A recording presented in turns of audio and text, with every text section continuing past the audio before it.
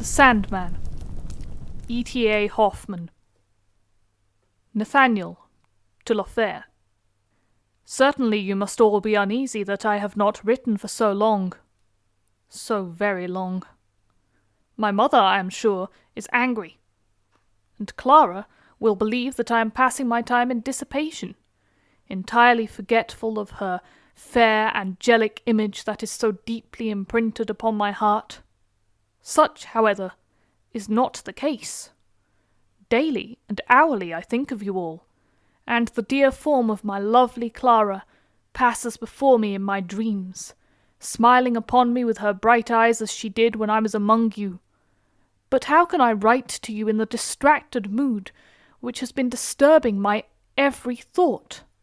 A horrible thing has crossed my path. Dark forebodings of a cruel, threatening fate tower over me like dark clouds which no friendly sunbeam can penetrate. I will now tell you what has occurred. I must do so. That I plainly see. The mere thought of it sets me laughing like a madman. Ah, my dear Lothair, how shall I begin? How shall I make you in any way realize that what happened to me a few days ago can really have had such a fatal effect on my life? If you were here, you could see for yourself. But, as it is, you will certainly take me for a crazy fellow who sees ghosts. To be brief, this horrible occurrence, the painful impression which I am in vain endeavouring to throw off, is nothing more than this: that some days ago, namely on the 30th of October at 12 o'clock noon, a barometer dealer came into my room and offered me his wares. I bought nothing, and threatened to throw him downstairs, upon which he took himself off of his own accord. Only circumstances of the most peculiar kind, you will suspect, and exerting the greatest influence over my life, can have given any import to this occurrence. Moreover, the person of that unlucky dealer must have had an evil effect upon me. So it was, indeed. I must use every endeavour to collect myself, and patiently and quietly tell you so much of my early youth as will bring the picture plainly and clearly before your eyes. As I am about to begin, I fancy that I hear you laughing, and Clara exclaiming, "Childish stories, indeed!" Laugh at me, I beg of you. Laugh with all your heart. But, oh God, my hair stands on end, and it is in mad despair that I seem to be inviting your laughter, as Franz Moore did Daniels in Schiller's play. But to my story. Excepting at dinner time, I and my brothers and sisters used to see my father very little during the day. He was, perhaps, busily engaged at his ordinary profession. After supper, which was served according to the old custom at 7 o'clock, we all went with my mother into my father's study, and seated ourselves at the round table where he would smoke and drink with his large glass of beer.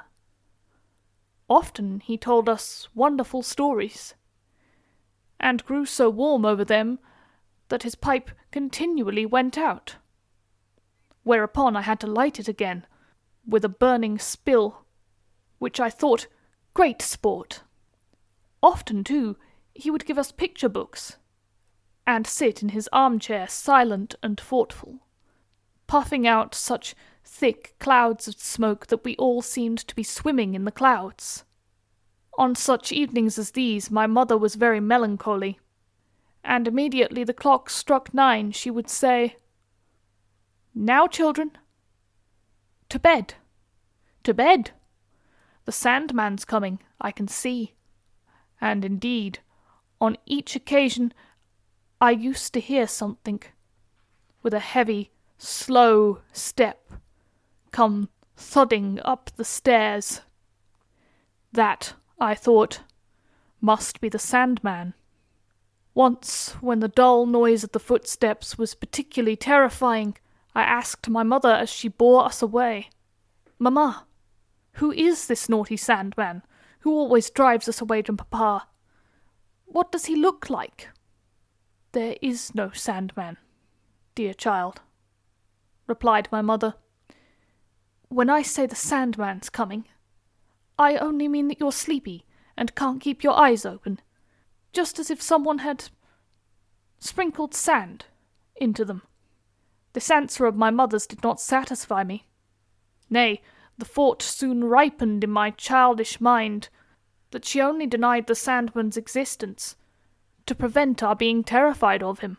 Certainly I always heard him coming up the stairs. Most curious to know more of this Sandman and his particular connection with children, I at last asked the old woman who looked after my youngest sister what sort of a man he was. "Natty," said she, "don't you know that yet? He is a wicked man, who comes to children when they won't go to bed, and throws a handful of sand into their eyes so they start bleeding from out their heads. He puts their eyes in a bag, and carries them to the crescent moon to feed his own children, who sit in the nest up there. They have crooked beaks like owls, so they can pick the eyes out of naughty human children." A most frightful picture of the cruel Sandman became impressed upon my mind, so that when in the evening I heard the noise on the stairs I trembled with agony and alarm, and my mother could get nothing out of me but the cry, "The Sandman! The Sandman!" stuttered forth through my tears. I then ran into the bedroom, where the frightful apparition of the Sandman terrified me during the whole night. I had already grown old enough to realize that the nurse's tale about him and the nest of children in the crescent moon could not be quite true. But nevertheless this Sandman remained a fearful spectre, and I was seized with the utmost horror when I heard him once not only come up the stairs, but violently force my father's door open and go in. Sometimes he stayed away for a long period, but after that his visits came in close succession. This lasted for years. But I could not accustom myself to the terrible goblin. The image of the dreadful Sandman did not become any fainter. His intercourse with my father began more and more to occupy my fancy. Yet an unconquerable fear prevented me from asking my father about it. But if I myself, could penetrate the mystery and behold the wondrous Sandman, that was the wish which grew upon me with the years. The Sandman had introduced me to thoughts of the marvels and wonders which so readily gain a hold on a child's mind. I enjoyed nothing better than reading or hearing horrible stories of goblins, witches, pygmies, etc., but the most horrible of all was the Sandman, whom I was always drawing with chalk or charcoal on the tables, cupboards, and walls, in the oddest and most frightful shapes. When I was 10 years old, my mother removed me from the night nursery into a little chamber situated in the corridor near my father's room. Still, as before, we were obliged to make a speedy departure on the stroke of 9. As soon as the unknown step sounded on the stair, from my little chamber I could hear how he entered my father's room, and then it was that I seemed to detect a thin vapour with a singular odour spreading through the house, stronger and stronger. With my curiosity grew my resolution that somehow I would make the Sandman's acquaintance. Often I sneaked from my room to the corridor when my mother had passed, but never could I discover anything, for the Sandman had always gone in at the door when I reached the place where I might have seen him. At last, driven by an irresistible impulse, I resolved to hide myself in my father's room and await his presence there. From my father's silence and my mother's melancholy face, I perceived one evening that the Sandman was coming. I therefore feigned great weariness, left the room before 9 o'clock, and hid myself in a corner close to the door. The house door groaned, and the heavy, slow, creaking step came up the passage and towards the stairs. My mother passed me, with the rest of the children. Softly, very softly, I swiftly darted into the room and behind the curtain which covered an open cupboard close to the door, in which my father's clothes were hanging. The steps sounded nearer and nearer. There was a strange coughing and scraping and murmuring without. My heart trembled with anxious anticipation. A sharp step, close, very close to the door. The quick snap of the latch, and the door opened with a rattling noise. Screwing up my courage to the utmost, I cautiously peeped out. The Sandman was standing before my father, in the middle of the room. The light of the candles shone full upon his face. The Sandman, the fearful Sandman, was the old advocate Coppelius, who had often dined with us. But the most hideous form could not have inspired me with deeper horror than this very Coppelius. Imagine a large, broad-shouldered man with a head disproportionately big, a face the colour of yellow ochre, a pair of bushy grey eyebrows from beneath which a pair of green cat's eyes sparkled with the most penetrating lustre, and with a large nose curved over his upper lip. His wry mouth was often twisted into a malicious laugh, when a couple of dark red spots appeared on his cheeks, and a strange hissing sound was heard through his gritted teeth. Coppelius always appeared in an ashen grey coat, cut in old-fashioned style, with waistcoat and breeches of the same colour, while his stockings were black, and his shoes were adorned with agate buckles. His little peruca scarcely reached down farther than the crown of his head. His curls stood high above his large red ears, and a broad hair bag projected stiffly from his neck, so that the silver clasp which fastened his folded cravat might be plainly seen. But most disgusting to us children were his coarse, brown, hairy fists. Indeed, we did not like to eat anything he had touched with them. This he had noticed, and it was his delight, under some pretext or other, to touch a piece of cake, or some other nice thing that our mother might quietly have put on our plates, just for the pleasure of seeing us turn away with tears in our eyes, in disgust and abhorrence, no longer able to enjoy the treat intended for us. He acted in the same manner on holidays, when my father gave us a little glass of sweet wine. Then he would swiftly put his hand over it, or perhaps even raise the glass to his blue lips, laughing most devilishly, and we could only express our indignation by silent sobs. He always called us little beasts. We dared not utter a sound when he was present, and we heartily cursed the ugly, unkind man who deliberately marred our slightest pleasures. My mother seemed to hate the repulsive Coppelius as much as we did, since as soon as he showed himself, her liveliness, her open and cheerful nature were changed for gloomy solemnity. My father behaved towards him as though he were a superior being, whose bad manners were to be tolerated, and who was to be kept in good humour at any cost. He need only give the slightest hint, and favourite dishes were cooked, the choicest wines served. When I now saw this Coppelius, the frightful and terrific thought took possession of my soul that indeed no one but he could be the Sandman.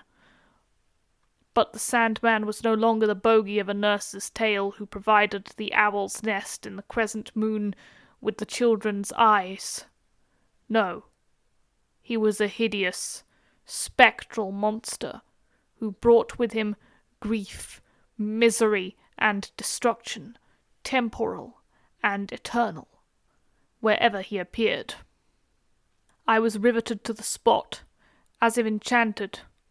At the risk of being discovered, and, as I plainly foresaw, being severely punished, I remained with my head peeping through the curtain. My father received Coppelius with solemnity. "Now to our work!" cried the latter, in a harsh, grating voice, as he flung off his coat. My father silently and gloomily drew off his dressing-gown, and both attired themselves in long black frocks. Whence they took these I did not see. My father opened the door of what I had always thought to be a cupboard, but I now saw that it was no cupboard, but rather a black cavity, in which there was a little fireplace. Coppelius went to it, and a blue flame began to crackle up on the hearth. All sorts of strange utensils lay around. Heavens! As my old father stooped down to the fire, he looked quite another man. Some convulsive pain seemed to have distorted his mild features into a repulsive, diabolical countenance. He looked like Coppelius, whom I saw brandishing red-hot tongs, which he used to take glowing masses out of the thick smoke, which objects he afterwards hammered. I seemed to catch a glimpse of human faces, laying around without any eyes, but with deep holes instead. "Eyes! Here, eyes!" roared Coppelius tonelessly. Overcome by the wildest terror, I shrieked out, and fell from my hiding-place upon the floor. Coppelius seized me, and, baring his teeth, bleated out, "Ah, little wretch! Little wretch!" Then he dragged me up, and flung me upon the hearth, where the fire began to singe my hair. "Now we have eyes enough, a pretty pair of child's eyes," he whispered, and taking some red-hot grains out of the flames with his bare hands, he was about to sprinkle them in my eyes. My father, upon this, raised his hands in supplication, crying, "Master, master, leave my Nathaniel his eyes!" Whereupon Coppelius answered with a shrill laugh, "Well, let the lad have his eyes, and do his share of the world's crying. But we will examine the mechanism of his hands and feet." And then he seized me so roughly that my joints cracked, and screwed off my hands and feet, afterwards putting them back again, one after the other. "There's something wrong here," he mumbled, "but now it's as good as ever. The old man has caught the idea," hissed and lisped Coppelius. But all around me became black. A sudden cramp darted through my bones and nerves, and I lost consciousness.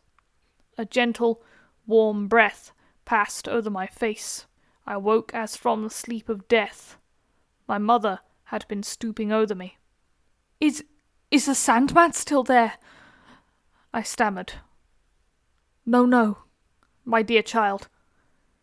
He has gone away. Long ago. He won't hurt you," said my mother, kissing her darling as he regained his senses. "Why should I weary you, my dear Lothair, with diffuse details, when I have so much more to tell? Suffice it to say, I had been discovered eavesdropping and ill-used by Coppelius. Agony and terror had brought on delirium and fever, from which I lay sick for several weeks. Is the Sandman still there? That was my first sensible word and sign of my amendment, my recovery. I have only to tell you now of this most frightful moment. In all my youth, and you will be convinced that it is no fault of my eyes that everything seems colourless to me. You will indeed know that a dark fatality has hung over my life, a gloomy veil of clouds, which I shall perhaps only tear away in death. Coppelius was no more to be seen. It was said that he had left the town. About a year might have elapsed, and we were sitting, as of old, at the round table. My father was very cheerful, and was entertaining us with stories about his travels in his youth, when, as the clock struck 9, we heard the house door groan on its hinges, and slow steps, heavy as lead, creaked through the passage and up the stairs. "That is Coppelius," said my mother, turning pale.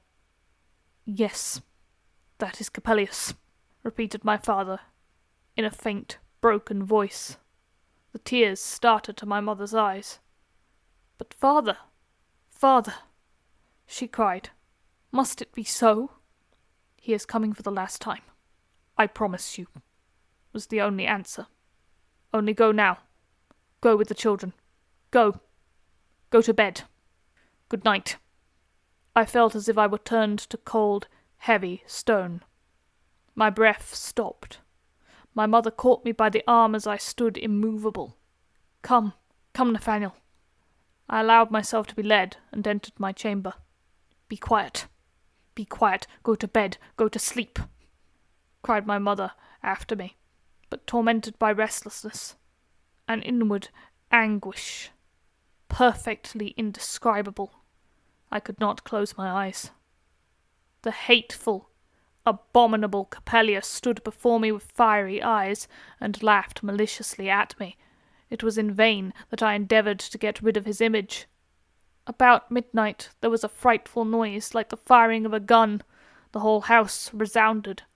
There was rattling and rustling by my door, and the house door was closed with a violent bang. "That is Coppelius!" I cried, springing out of bed in terror. Then there was a shriek, as of acute, inconsolable grief. I darted into my father's room. The door was open. A suffocating smoke rolled towards me, and the servant girl cried, "Ah, my master!